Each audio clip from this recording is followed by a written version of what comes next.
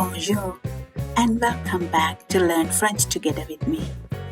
In our last video, we learned how to pronounce the French letters from Q to U.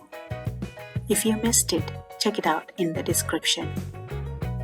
Today, we are going from the letters B to Z, step by step, nice and easy. Let's get started. Repeat after me.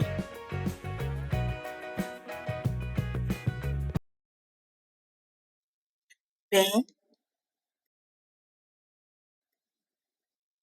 B,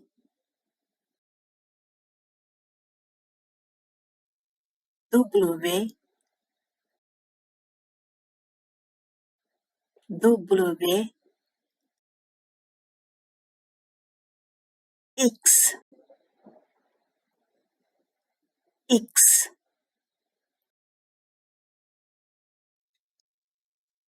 Y, Y,